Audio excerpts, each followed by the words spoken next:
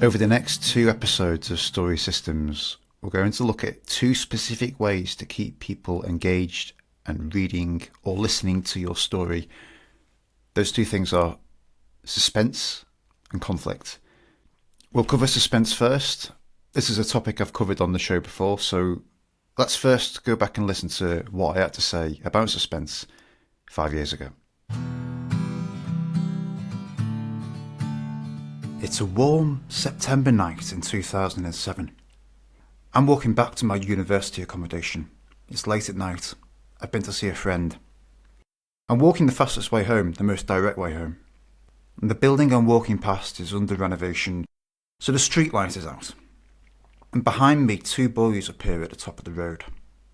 Both have hoods up, one smoking, the other one's whistling.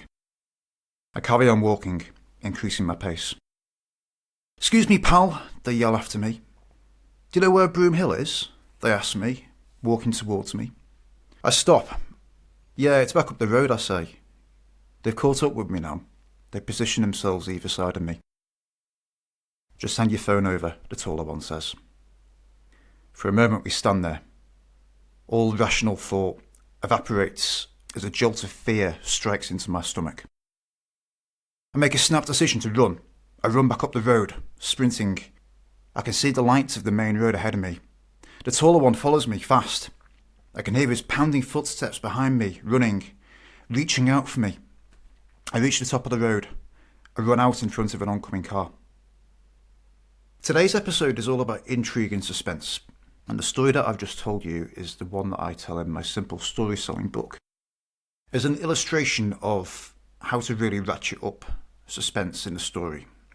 And we're going to examine this story today, and I'm going to give you a few additional thoughts, additional insights that I've had since I initially wrote it. And as always on the show, we're going to cover 3 ideas. The first idea is specificity. The second idea is tense. And the third idea is that your suspense should be unstated. Before we jump into the first idea, I want to set a bit of a foundation. So intrigue and suspense are essentially the same thing, but in my opinion, different levels of the same thing. As humans, we're always future pacing what's going to come next. As you have a conversation, as you read a book, your brain's always trying to predict what's going to happen next in the story. So intrigue is a much less severe version of suspense. With intrigue, you're creating questions in the reader's mind about what is happening next. There's maybe no real danger, maybe no real peril, but the reader is intrigued to see what comes in the next sentence, what comes in the next paragraph, what comes in the next chapter. So really what we're doing with intrigue and suspense is we're planting questions in the reader's mind and we're delaying the answers to those questions. In literature, this is often called an open loop. You'll open a loop in the story, you'll create a situation, you'll create some tension in the story, but you don't give the resolution to the tension until later on. And that's what keeps people engaged. It's what keeps people reading, because people really need to know how that loop closes. And of course, in a good story, the loop should close. Most stories do complete. The character arc does complete. There are exceptions, of course. Things like Waiting for Godot just doesn't have any character change. But the great stories always have open loops and always have resolutions. So your story should generally have resolutions as well. So the first idea I want to look at is specificity. And this really comes down to saying specific things in the story that the reader knows are not a good sign. So think about the story that I just told you. I told you that 2 boys wearing hoods appeared at the top of the road behind me. And actually before that, I had told you that I was walking down a dark, derelict road. There was nobody about. I was walking past a building under renovation. Now that immediately evokes an image in your mind. For me, that evokes an image of Home Alone 2, where Kevin is lost in New York and he creates all of his traps in his uncle's house. But it creates that kind of image in my mind for me. Kind of a dark and dangerous place, I guess. So I'm planting imagery in your mind that's setting the scene for some kind of danger that's coming ahead. And that actually escalates throughout the story. So then the boys appear at the top of the road. Pay attention to the language that I use to describe them. They were wearing hoods, one was smoking, one was whistling. I didn't have to mention those details. Those details weren't essential to the story, but the reason that I put them in is because it builds up a clearer picture in your mind that something bad or something dangerous is about to happen. So in effect, I'm kind of pulling you more into the story by describing these little details. When they caught up with me, I said that they stood either side of me. Again, that's quite a threatening stance. I'm essentially putting you in my shoes as two thugs stand either side of me. We all know that when two people stand either side of you late at night, that nothing really good is going to come from that interaction. They then told me to hand my phone over, and I've got a bit of a pause there in the story. Suspense is often drawn out or heightened by having a little bit of a pause. I've also put a bit of, not quite reflective conflict, but a bit of introspection in there where I've said that rational thought evaporated and a jolt of fear made its way into my stomach.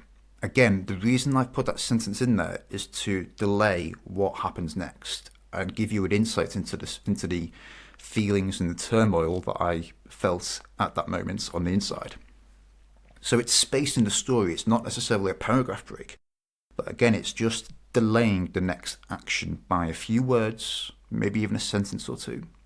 There's really no way that a reader can read that and get bored of the story and decide that they aren't actually interested in knowing whether I get mugged or not, whether I escape or not.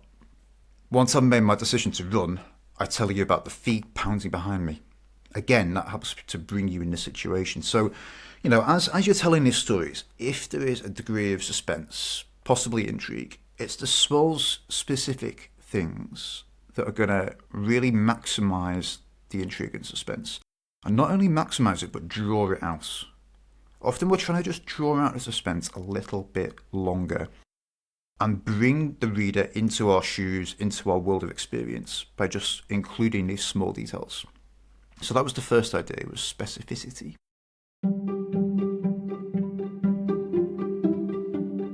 The second idea was tense. If you go and look up this story in Simple Story Selling, you'll notice that the story that I've told in the book is the same, but it's slightly different to how I've just told it you now. In the book, I use past tense because I'm relating an event that has happened to you in the past. Now, because I'm a bit more experienced as a storyteller, I've made a conscious decision to tell you the story in this podcast in present tense. Present tense is generally better if you want to bring someone into the moment and have them imagine being in your shoes. Often when we're telling stories, we kind of default to past tense, which kind of makes sense intuitively because you're relating events that have happened in the past. But if you really want to maximize intrigue, if you really want to maximize suspense, and actually the whole story doesn't have to be in present tense. You can just tell a part of the story in present tense and then flip to past tense. That's also fine. And actually, if you watch storytellers, often they will kind of switch between present and past tense. But what we're trying to do here is be a bit more deliberate about our use of present tense. So rather than just doing it unthinkingly, we're using present tense to bring you into the moment. So this is something you might want to try next time you're writing a story. If there's a degree of drama, if there's a degree of peril about it, write it in present tense. Tell people what you're doing, not what you did, because they will imagine themselves in your shoes, and that's the entire point of the story. The third idea I want to talk to you about is that suspense should be unstated. And this is something that I've really picked up from working with my students in my Nurture Email Mastery course, is that I think the biggest mistake, or the most common mistake, is that people try to enhance suspense by adding commentary into the story. So if I was writing about almost getting robbed at university, if I was to add commentary when the boys were either side of me and they said, hand my phone over, it's tempting to try and artificially increase suspense by saying something like, what would they do next? But actually you don't need to say that because that question is already in the reader's mind from the description that you've told them. So you don't need to add any commentary. You don't need to pose rhetorical questions in the text. The rhetorical questions are already in the reader's mind. If you've done a good job of If describing the situation and indicating the warning signs, the rhetorical questions are already there. So you don't need to add any rhetorical questions to point out the suspense. It just isn't necessary. So that's something I'd like you to watch for next time you're writing a story, is to include some suspense in it. Describe the specific situations. Try to write in present tense. But then just watch out for yourself commentating on the story. You never really want to commentate on the story. You want to let the reader form the story in their mind's eye. Because as soon as you commentate on it, you as the narrator of the story suddenly become visible. And the trance of the story is broken because people can see you as the narrator, so they take their attention off the story and onto you. You don't want the reader's attention on you. You want their sole attention to be on the peril of the story and what is about to unfold next. The other thing I want to say about suspense is that I used to think that the most engaging stories were the ones that innately have suspense and intrigue laced through them. So obviously me being almost mugged at university is a very suspenseful story. There was a significant degree of danger. I was chased up the road. And actually I've come to reflect that these stories should only be used every now and again. You know, some of us have a bigger stock of this type of story than others. You know, if you've served in the armed forces or if you've done a lot of travelling, I've had students tell stories about being held at gunpoint and things like this, which makes for a dramatic story, but it's hard to relate to because most of your readers haven't been chased up the road by thugs trying to steal your phone, haven't been held at gunpoint, haven't, fallen off a jet ski. So if those stories have happened to you, then great, but you need to hold them in reserve. I kind of think that the core stories that you want to tell are more often to do with not quite everyday events, but more routine goings on. Because it's the more routine goings on that you can still lace intrigue and suspense through the story. But your readers relate to it because when they listen to the story, it evokes a memory of a similar situation from their past. And that's the entire point of the story. So we're not always looking for de facto the most suspenseful, most dramatic stories with the most explosions and the worst baddies. That works at the cinema. It doesn't work so well when you're writing a marketing email, always. So yes, you can tell them, but be judicious. We're at the end of this episode. So what was the outcome of the story? How do I close the loop? Well, I ran in front of the car. Its headlights bright in my face. The car slammed its brakes on, stopped feet away from me, but blocked the path behind me to my pursuers. And I ran up the road and escaped. So always close the loops to your story, but don't do it too fast.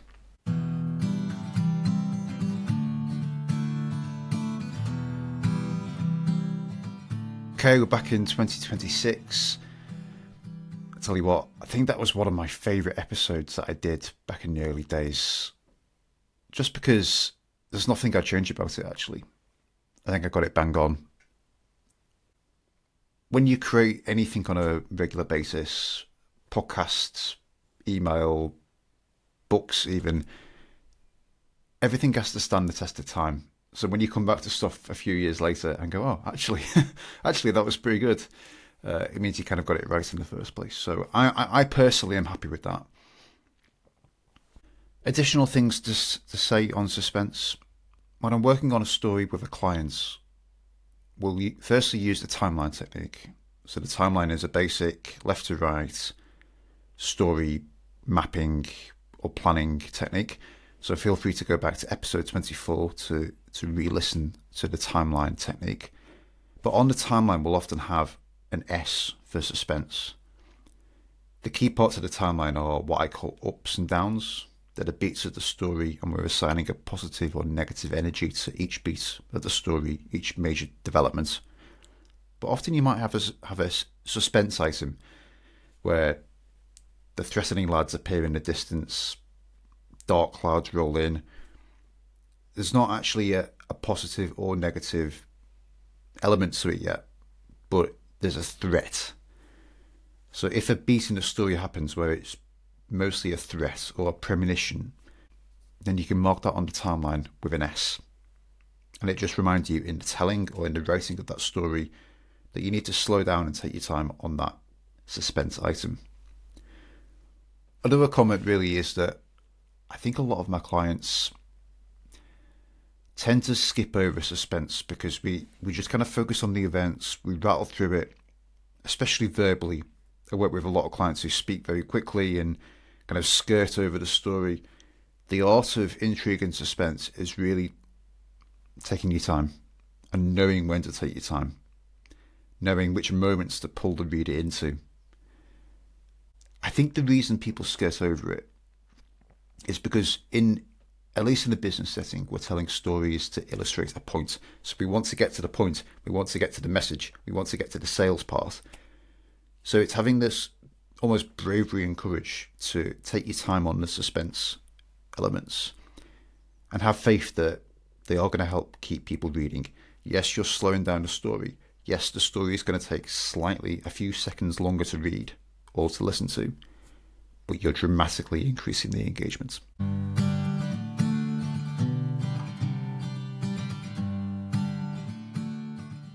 What else is going on in my world?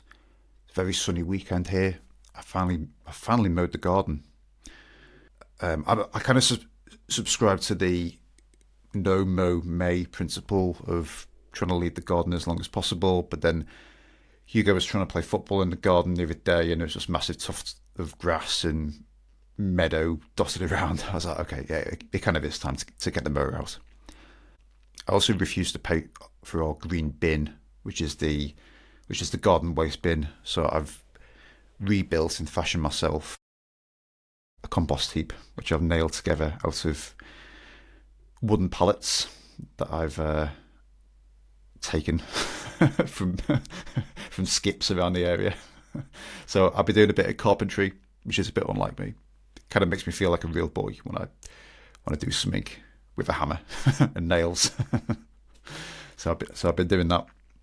I'm also consolidating my services into my Wise Echoes brand.